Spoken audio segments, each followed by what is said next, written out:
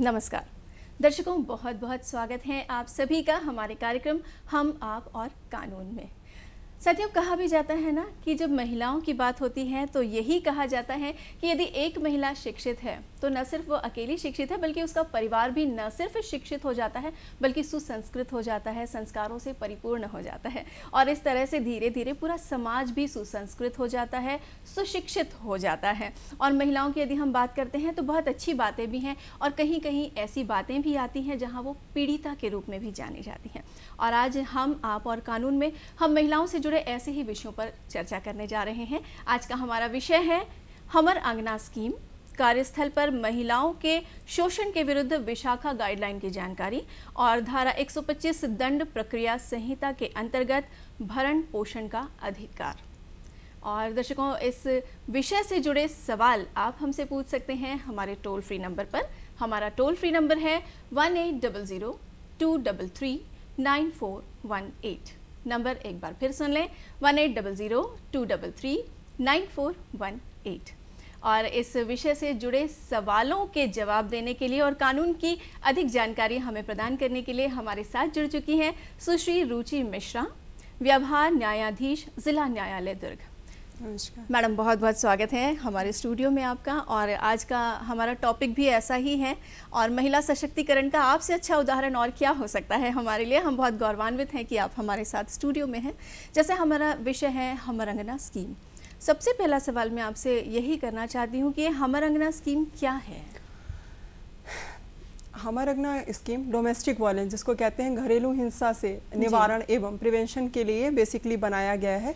इसका उद्देश्य जो समाज में हमारी फैमिली निवास करती है उसमें जो महिला वर्ग है, महिला वर्ग के साथ उसके साथ मारपीट होती है, गाली गलौज होता है। जब वो ससुराल में जाती है तो उसको घर कम सुंदर होने के लिए या अधिक सुंदर होने के लिए या काले रंग के लिए, गोरे रंग के लिए विभिन्न प्रकार से ताने दिए जाते हैं। तो ये एक तरह की क्या होती है, घरेलू हिंसा होती है। घरेलू हिंसा दो तरीके की हो सकती है, एक मानसिक घरेलू हिंसा होती है और एक शारीरिक घरेलू हिंसा होती है। इन घरेलू हिंसा से निवारण के लिए एक पायलट योजना बनाई गई। पायलट योजना मतलब कि ऐसी योजना जिसका तुरंत अपन क्या कर सके, क्रियान्वयन कर सके, उस क्रियान्वयन करके उसका क्या प्रयोजन है उसका एग्जीक्यूशन कर सके। तो हमारी योजना उसकी स्कीम से ये पायलट योजना स्टार्ट की गई। सबसे पहले छत्तीसगढ़ राज्य के जांजगीर चांपा से स्टार्ट की गई 2017 में।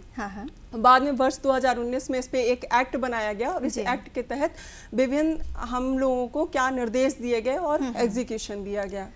तो हमारे अंगना योजना बेसिकली डोमेस्टिक वायलेंस के प्रिवेंशन के लिए है। इसके मेंबर्स कौन कौन होते हैं? अब अगर हम बात करें कि डोमेस्टिक वायलेंस जो 16 जनवरी 2019 को एग्जीक्यूट हुआ और जो प्रभावशील हुआ, अगर हम उसको जनरल लैंग्वेज में बात करें तो उसमें 3 तरीके के लोग काम करते हैं। क्योंकि एक व्यक्ति के लिए पॉसिबल नहीं होता कि वो गाँव-गाँव में जाए और लोगों को या गांव के लोगों को जस्टिफाइड कर सके कि डोमेस्टिक वायलेंस क्या है।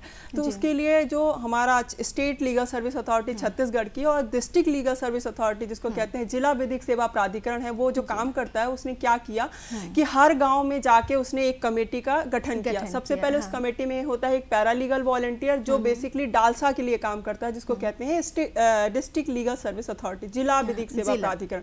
पैरालीगल वॉलंटियर जिसे कानून के बारे में थोड़ी बहुत जानकारी होती है। दूसरा व्यक्ति वो होता है जिसको कहते हैं सरपंच या पंच। अगर किसी गांव की महिला सरपंच है तो फिर ऑब्वियस सी बात है कि वो महिला रहेगी, या फिर वो पंचों में से कोई भी एक महिला पंच बनाया जाता है। फिर मितानी करके एक महिला होती है जिसको महिला स्वयं सेवा, जो कि छत्तीसगढ़ में बहुत प्रभावशील है, ये शराब से बचाव के लिए ये आपने सुना रखा समूह जो बना गया है, उनमें से एक सदस्य को लेके इस तरह से 3 सदस्यों की एक कमेटी बनाई जाती है और उससे सर्वे किया जाता है कि किस फैमिली में इस तरह की प्रॉब्लम है और उस फैमिली के लिए हम क्या कर सकते हैं। ये सर्वे किस आधार पे किया जाता है? हाँ, ये सर्वे अब ये तीनों लोग क्या करते हैं कि गांव-गांव जाते हैं, क्योंकि ये लोग तीनों सबसे ज्यादा किससे अटैच्ड होते हैं, गांव के होते हैं। क्योंकि ये तीनों सदस्य कहाँ के होते हैं, गांव के होते हैं। तो उन्हें पता होता है कि किस परिवार में क्या हो रहा है और किस परिवार में क्या नहीं हो रहा है। जब इस किस परिवार में क्या हो रहा है और क्या नहीं हो रहा है इसकी जानकारी होती है तो वो लोग जाते हैं, उनसे बात करते हैं। जिस महिला के साथ हो रहा है तो महिला से बात करते हैं, या किसी बच्चे के साथ हो रहा है तो उस बच्चे से बात करते हैं,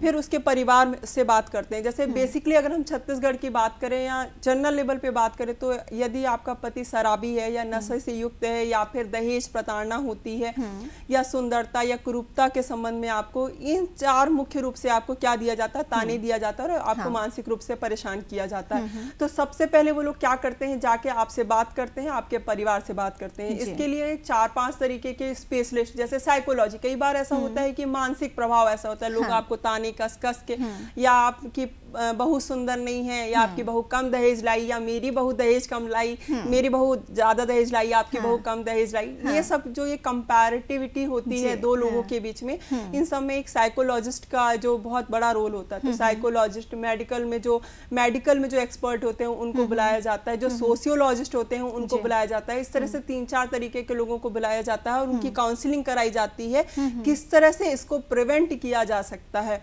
और इस प्रिवेंशन में डालसा जो हमारा जिला विधिक सेवा प्राधिकरण है, वो सारी कानून संबंधित, यदि महिला को ऐसा लगता है कि इतनी काउंसलिंग के बाद भी, इतना सब कुछ होने के बाद भी उसे सुरक्षा नहीं दी जा रही है, तो फिर हम दूसरा रुख क्या ले लेते हैं कि हम पुलिस के पास जा सकते हैं, उसकी रिपोर्ट दर्ज करा सकते हैं। अगर आपको ऐसा लगता है कि पुलिस आपकी मदद नहीं कर रही है, आपकी FIR दर्ज नहीं कर रही है, तो आप जिला विधिक सेवा प्राधिकरण से डायरेक्ट संपर्क कर सकते हैं। वो संपर्क करके आपको कानून संबंधी जो भी जानकारी वो आपको फ्री ऑफ कॉस्ट देगी। कोई भी महिला किसी भी आयु वर्ग की हो, किसी भी जाति धर्म से बिलोंग करती है, उसको फ्री में लीगल सर्विस अथॉरिटी मुफ्त कानूनी जानकारी देता है। इसके लिए टोल फ्री नंबर भी है मैम, बिल्कुल 15100, जो नालसा लेवल पे जिसको कहते हैं नेशनल लीगल सर्विस अथॉरिटी, राष्ट्रीय विधिक सेवा प्राधिकरण, इसके लिए काम करता है। आप 24 आवर कभी भी कॉल करेंगे तो ये आपको जानकारी देगा, जो भी सहायता होगी वो देगा। या जो आपके एकदम नियरेस्ट वो होगा, जैसे कोई प्राधिकरण होगा तालुका लेवल पे, जिला लेवल पे, उस पे जाके उसको कांटेक्ट करने के लिए आपको कहेगा, या पुलिस को कांटेक्ट करने के लिए कहेगा। ये तीनों यानी आपको एक सुगम रास्ता जो है वो इस नंबर से भी अवेलेबल कराया जा सकता है। और हमर अंगना स्कीम के तहत भी मनोवैज्ञानिक तौर पे भी आपको तैयार किया जाता है कि आपकी काउंसलिंग करके आपका जो भी समस्या है उसका निदान किया जा सकता है। और दूसरी बात है कि हम एक ऐसे समाज में रहते हैं ना, जिसमें कहते हैं कि हम परिवार में रहते हैं। परिवार कई परिस्थितियों से गुजरता है, उन परिस्थितियों में बात करने के लिए, कम्युनिकेशन करने के लिए बहुत बड़ा रोल होता है काउंसलिंग का। अगर हम काउंसलिंग करते हैं तो कई बार हम कई बातें एक दूसरे से नहीं कह पाते, पर उस काउंसलिंग के माध्यम से हम हमारे अंदर अभिव्यक्ति का वो एक माध्यम क्रिएट हो जाता है, और कई बार जो मिसअंडरस्टैंडिंग होती है वो क्लियर हो जाती है।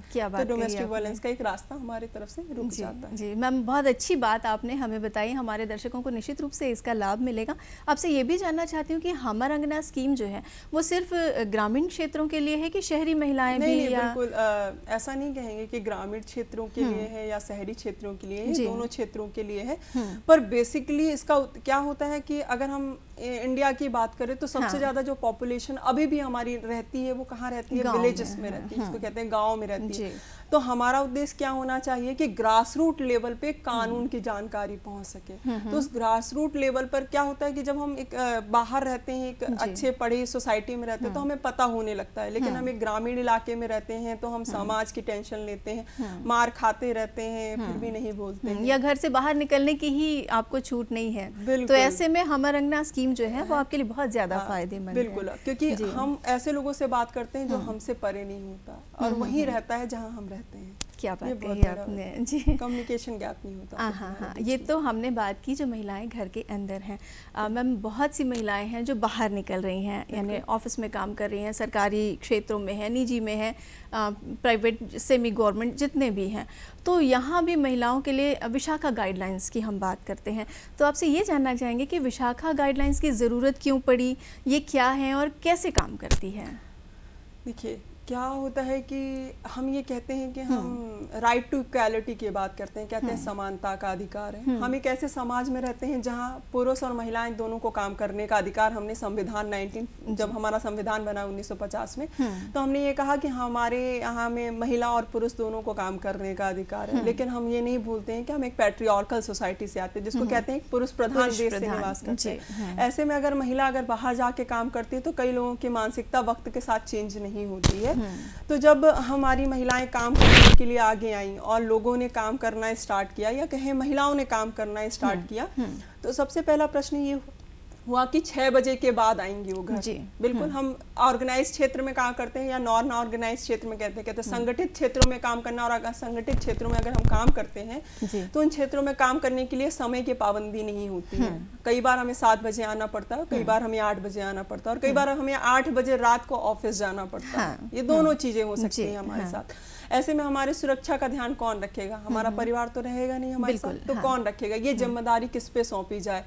तो जब पहली बार ऐसा हुआ कि जब हमारे पास बहुत सारे कानून हैं, जब किसी कार्यस्थल पे महिला को छेड़ा जाता था तो उसके लिए कोई स्पेशल कानून नहीं बनाया गया। तो हमारे जो वर्तमान में प्रभावशील इंडियन पीनल कोड है उसके 354 के अंतर्गत ही हम जाते थे और उसी के अंदर रिपोर्ट लिखाते थे।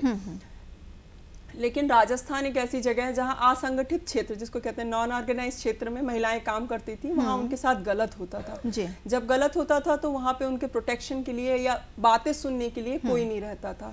तो वहां पे विशाखा नाम का जो एनजीओ काम करता था, वो एनजीओ गया सुप्रीम कोर्ट, और सुप्रीम कोर्ट जब वो गया तब पहली बार सुप्रीम कोर्ट ने 1997 से 1997 में गाइडलाइन आई, जिसको विशाखा गाइडलाइन के नाम से जाना गया, जो specific protection of women in the work place के बारे में बात करती है, यानी कार्यस्थल पर महिलाओं के लिए प्रोटेक्शन के लिए। बिल्कुल।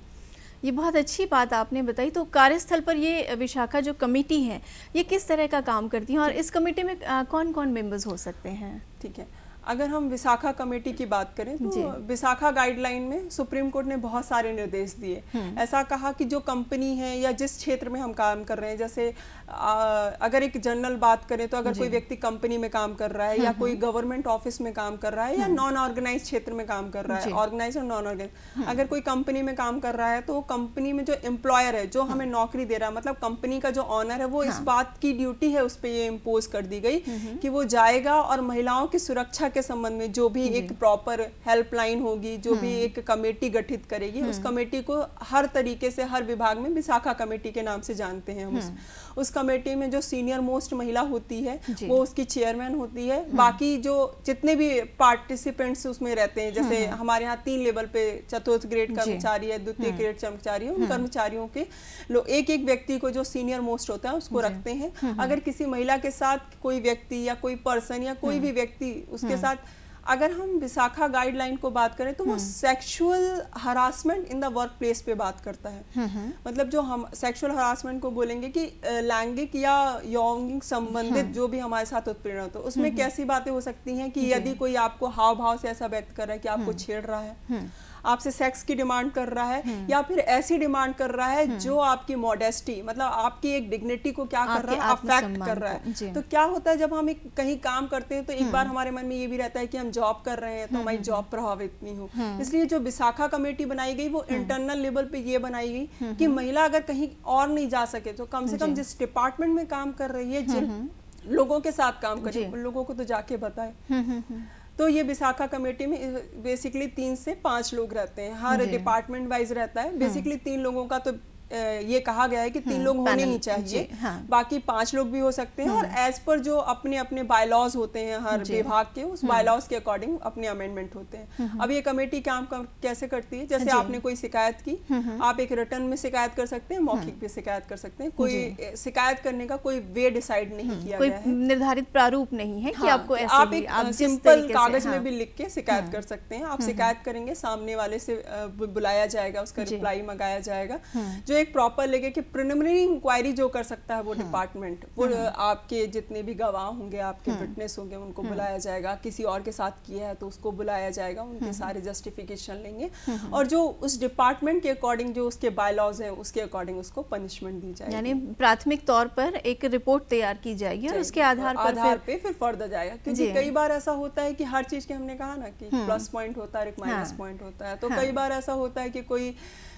मिसयूज भी करता है और कोई फायदा भी लेता है। तो अगर सच में अगर कोई व्यक्ति सही है तब तो ठीक है, अगर लेकिन कोई गलत मिसयूज कर रहा है उस पावर का तो फिर तो गलत है ना। तो प्रिलिमिनरी इंक्वायरी इसी बात के लिए होती है कि जस्टिफाइड किया जा सके कि वो उसके साथ हो रहा है या वो उस पावर का मिसयूज कर रही है। विशाखा गाइडलाइंस जो हैं, क्या उसके तौर पर ये कहा जा सकता है कि किसी भी कार्यालय में कई बार ऐसा होता है कि जो वुमेन्स हैं, काम कर रही हैं, कार्यस्थल पर हैं, लेकिन उनको भी जानकारी नहीं होती, तो एक अलग तरह का बोर्ड भी लगा होता है हैं कार्यस्थलों में। हाँ, कि आप उस बोर्ड को देखें और उसके निर्देशों के हिसाब से आप अनुपालन करके अपनी शिकायत, या यदि कोई महिला कर्मचारी जो स्वयं नहीं जा पा रही है उसके साथी जो है वो भी इसमें मदद कर सकती हैं। हाँ, बिल्कुल, कि जो पीड़ित हैं वही जाए वहां तक। नहीं, ऐसा कुछ भी ऐसा नहीं कुछ है, जरूरी नहीं। कई बार होता है ना कि आपके साथ दुर्घटना हो रही है और आप के अंदर हिम्मत नहीं हो रही है, लेकिन मुझे देख के लग रहा है कि नहीं, आपको मिलना चाहिए, तो मैं जा सकती हूँ आपके लिए। यानी न्याय के लिए कोई भी आवाज उठा सकता है, बहुत जरूरी नहीं है। जिसको कहते हैं पब्लिक इंटरेस्ट लिटिगेशन इसीलिए बनाया गया है कि कोई भी व्यक्ति अगर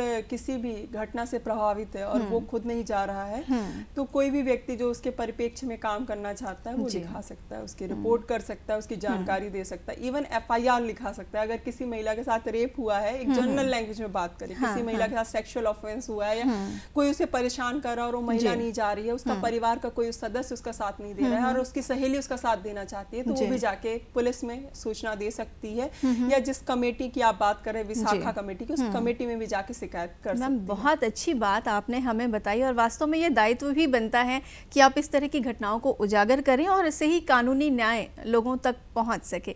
मैम, एक चीज और पूछना चाहूंगी कि यहाँ गोपनीयता का कितना ध्यान रखा जाता है? यदि कोई पीड़िता है, उसकी गोपनीयता या उसकी सहेली ने कंप्लेन की है, तो इनका जो गोपनीयता है वो किस तरह से बरकरार रखी जाती है? हाँ, ये गोपनीयता, निर्भया केस का नाम तो हम सब ने सुन रखा है। जब निर्भया केस हुआ तो आपने एक बात ये भी सुन रखी होगी कि उसकी माँ ने पहले मना कर दिया था उनका नाम लेने से, कि नाम नहीं आना चाहिए। आज भी हम उस लड़की का नाम नहीं जानते, उस लड़की को निर्भया केस के नाम से जानते हैं। बिल्कुल। तो सुप्रीम कोर्ट ने जब ये देखा कि सोसाइटी में अगर किसी के साथ क्राइम होता है ना, तो उससे ना विक्टिम की जगह ना उस व्यक्ति को ना क्रिमिनल की तरह ट्रीट करते हैं। बेसिकली ऐसा माना जाता है कि अगर लड़की कम छोटे कपड़े नहीं पहनती तो उसके साथ ये नहीं होता। लड़की अगर रात में घूमने नहीं जाती तो उसके साथ ऐसा नहीं होता। ये जो परसेप्शन है वो सोसाइटी के परसेप्शन को, साथ में उसकी सिक्योरिटी, क्योंकि जब आपके साथ एक चीज हो जाती है तो उस चीज से अपने आप को, जैसे आपके साथ कोई दुर्घटना हो गई, तो वो एक मानसिक जो दबाव होता है और एक मानसिक इम्बैलेंस होता है कि हम कैसे सामने वाले के साथ बिहेव करेंगे, उसके साथ कैसे फेस करेंगे। क्योंकि पहले तो हम एक नाम से जाने जाते थे, बाद में हमारे साथ एक टैग लग जाता है कि यार ये तो वही लड़की है जिसके साथ ये हुआ था। बिल्कुल। लोग आपको नाम से जानेंगे, ये फर्दर मैटर हो जाएगा। ये जरूर जानेंगे अरे इसने तो यही हुआ था, या इस लड़की के साथ यही हुआ था, अरे ये लड़की के माँ बाप तो वही है। ये जो लैंग्वेज होती है ना, इस लैंग्वेज के प्रिवेंशन के लिए ये डायरेक्शन दिया है सुप्रीम कोर्ट ने। ये सारे न्यूज़पेपर की ड्यूटी है कि जिस लड़की के साथ ऐसा कुछ भी हुआ है, सेक्सुअल ऑफेंसेस से रिलेटेड कोई भी क्राइम हुआ है, वो उसका नाम उजागर नहीं करें। ना तो FIR में उसका नाम होगा, ना तो पूरी ऑर्डर शीट में होगा। इवन जजेस जो भी, हम लोगों की भी ये ड्यूटी है कि उस विक्टिम का नाम नहीं उजागर करें। इसके लिए निपुण सक्सेना करके स्टेट ऑफ छत्तीसगढ़ ने बहुत अच्छा ऑर्डर किया है। उसमें ये बोला है कि ये ड्यूटी अगर हम न्यूज़पेपर की और जनरल पब्लिक को दे रहे हैं, साथ में जजेस की भी ड्यूटी है, पुलिस ऑफिसर की भी ड्यूटी है, और हर उस पर्सन जो सोसाइटी में सरवाइव करता है उसकी ड्यूटी है कि जिस व्यक्ति के साथ ये हुआ है वो उसकी क्या आइडेंटिटी को क्या करके रखे, प्रिवेंट करके रखे कि वो डिस्क्लोज नहीं हो, और उसके भविष्य के सर्वाइवल के लिए उसको क्या नहीं करना पड़े, परेशानियों का सामना नहीं, मतलब गोपनीयता का सम्मान हमें करना है किसी भी राइट टू प्राइवेसी। इसीलिए जी। मैम, अब हम बात करना चाहेंगे सेक्शन 125 जो धारा 125 दंड प्रक्रिया संहिता है, ये क्या है, क्यों इसे लाया गया है? देखिए, अगर हम भरण पोषण की बात करें तो अगर हम जिससे शादी करते हैं या जिसने हमें पैदा किया है या हम जिसे पैदा करते हैं, हम 3-4 तरीके के लोगों की बात कर दी। माँ बाप, भाई बहन, बच्चे, पति, ये सारे लोगों से हमारे एक संबंध है, और कहीं ना कहीं हम लैग बिहाइंड करते हैं किसी चीज से। मान लीजिए हम इतने सक्षम नहीं है कि हम अपना भरण पोषण स्वयं कर सके, तो ये किसकी ड्यूटी हुई? जिससे हमने शादी की है, वो हमारा क्या करे, भरण पोषण करे। बिल्कुल, उसकी वह ड्यूटी है। इस भरण पोषण के राइट को क्रिमिनल में डाला गया है ताकि हम शीघ्र क्या होता है जब हम किसी चीज को ना सिविल प्रोसीजर से जाते हैं तो उसमें एक लंबा समय लगता है, लेकिन क्रिमिनल प्रोसीजर से जाते हैं तो उसमें कम समय लगता है। उस कम समय को और साथ में हर व्यक्ति को मिले, क्योंकि इंडिया में अभी क्या नहीं हुआ है, सिविल कोड यूनिफाइड नहीं हुआ है। सिविल कोड हर किसी, हिंदुओं के लिए अलग है, मुस्लिमों के लिए अलग है, पारसियों के लिए अलग है। लेकिन अगर क्रिमिनल की बात करें, क्रिमिनल प्रोसीजर की, तो वो चाहे हिंदू हो, मुस्लिम हो, सिख, ईसाई, किसी भी धर्म से बिलोंग करता है, उस पर सब पे अप्लाई होगा। मतलब धारा 125 या तो आप हिंदू वुमेन हो, या मुस्लिम वुमेन हो, या पारसी वुमेन हो, अगर आपका पति या आपका परिवार आपको भरण पोषण करने से, या आपके बच्चों को, या आपके किसी भी माँ बाप को, जैसे ईसाई माँ बाप हैं, उसका बेटा उनको भरण पोषण करने से अगर मना कर देता है, तो वो भारतीय दंड प्रक्रिया संहिता, दंड प्रक्रिया संहिता की धारा 125 के अंतर्गत फैमिली कोर्ट में जाके आवेदन लगा सकता है अपने भरण पोषण के लिए। अब बात करेंगे अगर हम भरण पोषण की, तो इसके लिए हम क्या प्राप्त कर सकते हैं। पहले बात तो घर का किराया, घर रहने के लिए, खाने पीने के लिए, और हमारा जो रोटी कपड़ा का जो बेसिक आवश्यकता कहते हैं जनरल लैंग्वेज में, रोटी कपड़ा मकान, वो प्राप्त करने का जो भी हमारे पास मिनिमम वेजेस हमें देगा सामने वाला, वो हमारा भरण पोषण का अधिकार है। भरण पोषण दो तरीके से मिल सकता है, एक अंतरिम भरण पोषण मिल सकता है, एक फाइनल ऑर्डर होता है। अंतरिम भरण पोषण के जैसे आपने अभी आवेदन लगाया और अभी आपके पास नहीं है, आप मान लीजिए कहीं सड़क पे रह रहे हो, फिर तो ये अंतरिम भरण पोषण उसी उद्देश्य से होता है कि अभी तुरंत में आपके पास क्या अधिकार होना चाहिए, तो उस अंतरिम भरण पोषण दिया जाता है। बाद में बाकी परिस्थितियां देख के, वो सब देख के ऑर्डर किया जाता है, तो फाइनल भरण पोषण। यदि महिला के साथ उसके बच्चे भी हैं, तो बच्चों के लिए भी बिल्कुल, मैंने अभी कहा ना कि हमने पैदा किया, हमें जिसने पैदा किया, मतलब हमारे माँ बाप भी ये मांग सकते हैं, हमने जिसे पैदा किया मतलब हमारे बच्चे भी मांग सकते हैं, और हमारा पति जिससे हमने शादी किया है वो हमें देगा। हम चारों से ले सकते हैं। अगर हम माँ बाप हैं तो हम अपने बच्चों से मांग सकते हैं, अगर हमें किसी ने पैदा किया है तो माँ बाप हमें देंगे, या हमने जिससे विवाह किया और विवाह के बाद हमने जिसकी जननी बने हैं वो जननी और उस पति से भी मांग सकते हैं। मैम बहुत अच्छी जानकारियाँ आपने हमें दी। सबसे अंत में मैं आपसे पूछना चाहूँगी कि महिला सशक्तिकरण के लिए हमारी महिलाओं को आप क्या राय देना चाहेंगी कि कानून का किस तरह से वो लाभ उठा सकें? मेरा एक ऐसा कहना है कि हम एक ऐसे समाज में रहते हैं जिस समाज में महिला का शिक्षित होना, मैडम ने एक बहुत अच्छी लाइन कही थी शुरू में कि अगर एक महिला शिक्षित होती है तो वह पूरे परिवार को शिक्षित करती है। मैं इसको थोड़ा भाग में डिवाइड करती हूँ कि अगर मैं शिक्षित हूँ या कोई महिला शिक्षित है तो जिस परिवार में रहती है उस परिवार को शिक्षित करती है, जिस परिवार में जाती है शादी होके उस परिवार को शिक्षित करती है, और जिससे जो वो पैदा करती है, मतलब वो जिस परिवार का निर्माण करती है वो तीसरे परिवार को शिक्षित करती है। इस तरह एक महिला शिक्षित होती है तो वह 3 परिवारों को शिक्षित करती है। तो आप अगर महिला हैं और आप शिक्षित हैं, या फिर आप ऐसे सोसाइटी में रह रहे हैं, या पुरुष हैं, या आप किसी बच्ची के पिता हैं या किसी बच्ची के माता पिता हैं, तो बिल्कुल आप अपने बच्ची को पढ़ाइए, उसको सशक्त बनाइए, उसको एजुकेशन दीजिए। अगर आप उसको एजुकेशन दे रहे हैं और उसे पढ़ा रहे हैं, आप एक ऐसे समाज का निर्माण कर रहे हैं जहाँ सभी शिक्षित होंगे, और कल को अगर उसके साथ कुछ बुरा होता है तो वह पूरी हिम्मत और ताकत के साथ खड़ी रहेगी। ये बहुत महत्वपूर्ण बहुत बढ़िया बात आपने हमें बताई। सुश्री रुचि मिश्रा जी, आप यहाँ आई और कानून संबंधी आपने इतनी अच्छी जानकारियाँ हमें दी, इसके लिए आपका बहुत बहुत धन्यवाद। धन्यवाद। दर्शकों 15100 ये नंबर आप ना भूलें। कानूनी जानकारी के लिए, लाभ उठाने के लिए आप मैडम कुछ कहना चाहती हैं? मैं चाहूँगी जल्द से जल्द आप अपनी बात कहें। मैं एक कहना चाहूँगी कि राष्ट्रीय विधिक सेवा प्राधिकरण छत्तीसगढ़ के द्वारा एक जन चेतना यूट्यूब चैनल चलाया जाता है। उस यूट्यूब चैनल में छत्तीसगढ़िया लैंग्वेज में, हिंदी लैंग्वेज में, इंग्लिश लैंग्वेज में कानून की जानकारी जजेस के द्वारा शॉर्ट फिल्म के माध्यम से दी जा रही है। तो आप जन चेतना छत्तीसगढ़ सालसा के नाम से अगर यूट्यूब पे सर्च करेंगे तो वो मिल जाएगा, उसको सब्सक्राइब कर लीजिए और उसमें जो भी आपको कानून की जानकारी है वो सब प्राप्त होती है। बहुत बहुत धन्यवाद मैम, आपने बहुत अच्छी जानकारियाँ हमें दी। तो हमें भी जन चेतना यानी जन जागृति लानी है। आज के लिए दीजिए इजाज़त, नमस्कार।